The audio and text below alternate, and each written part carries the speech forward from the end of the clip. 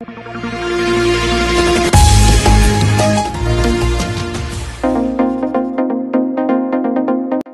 चुनाव के लिए नामांकन हो चुका है और जो भी जनप्रतिनिधि हैं जन संपर्क कर रहे हैं और जनता से मिलकर और क्षेत्र की समस्याओं को देख रहे हैं। तो इस वक्त हमारे साथ में है बहुजन समाज पार्टी से निसार अहमद सिद्दीकी जी और हम इनसे जानेंगे कि इनके क्षेत्र की समस्याएं क्या है, इनका एजेंडा क्या है और यदि इनकी सरकार आती है तो ये विधानसभा खड्डा क्षेत्र के वासियों को क्या देंगे। तो सर स्वागत है आपका हमारे जनमंच खबर में। बहुत बहुत शुक्रिया आपका।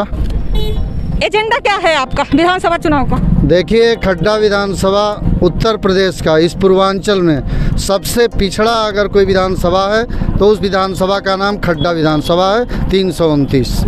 और आपको बताना चाहते हैं कि जब आप नदी उस पार जाइएगा तो सारे मकान आपको टाट फूस, पीने के लिए पानी नहीं, बिजली की व्यवस्था नहीं।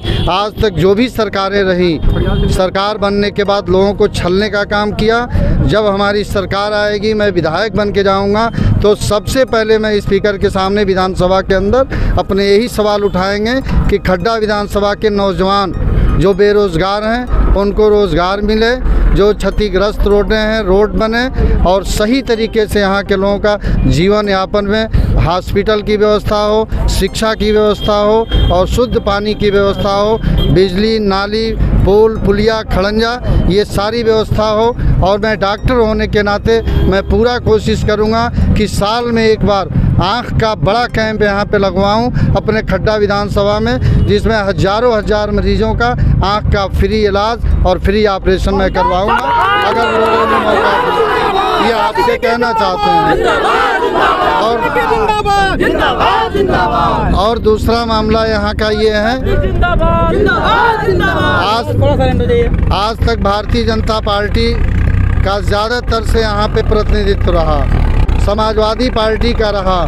आज़ादी के बाद कभी यहाँ बीएसपी की सरकार नहीं बनी। बहन मायावती ने मुझ पे विश्वास करके यहाँ पे टिकट दिया है। आपको बताना चाहते हैं यहाँ के जनता का इतना आशीर्वाद मिल रहा है, कार्यकर्ताओं की दुआएं मिल रही हैं कि डॉक्टर निसार अहमद सिद्दीकी विधानसभा में मान के चलिए कि पहुँच चुका है, जो जनता का समर्थन और आशीर्वाद मिल रहा है। इस वक्त जन संपर्क में है और जगह जगह घर घर जा रहे हैं, तो मुख्य समस्याएं आपको क्या दिख रही हैं जो कि अब तक हो जाना चाहिए था? मुख्य समस्या यहाँ पे सबसे ज़्यादा गरीबी, शुद्ध पीने का पानी नहीं, बिजली की व्यवस्था सही तरीके से नहीं, रोड, नाली, पुल, पुलिया, खड़ंजा और गरीबी सबसे ज़्यादा यहाँ पे है। आज भारतीय जनता पार्टी की सरकार है, फ्री में राशन बांट करके लोगों को अपाहिज बना रही है।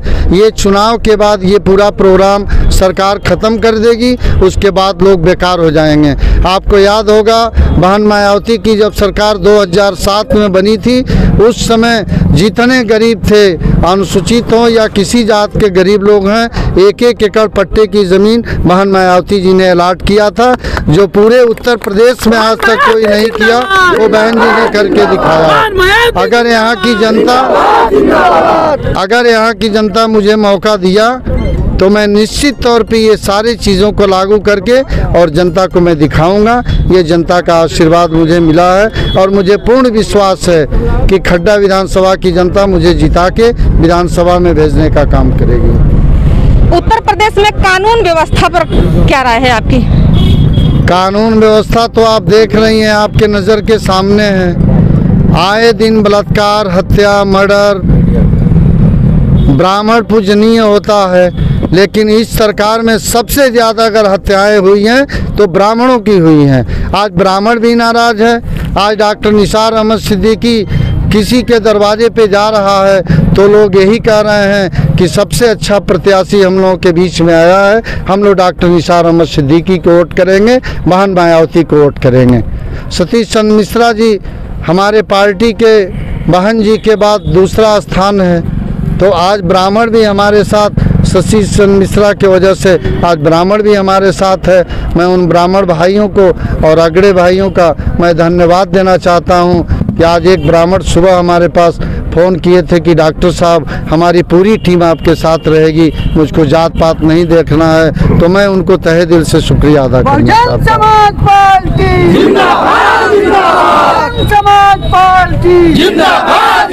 सभी पार्टियों ने अपना रिपोर्ट कार्ड जारी किया है, आपकी पार्टी ने रिपोर्ट कार्ड में क्या दिया है?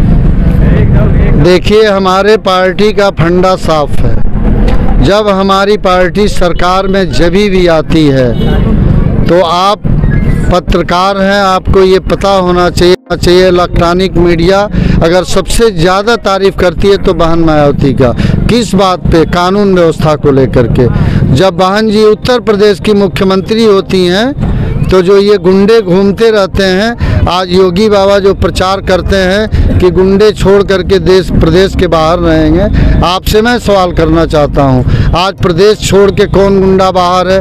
गुंडे अगर बाहर होते तो इतनी ज़्यादा लोगों की हत्या बलात्कार नहीं होता। और विशेषकर से इनके सरकार से ब्राह्मण तबका बहुत परेशान है। सबसे ज़्यादा अगर हत्याएँ हुई हैं तो ब्राह्मणों की हुई हैं, जो निंदनीय है।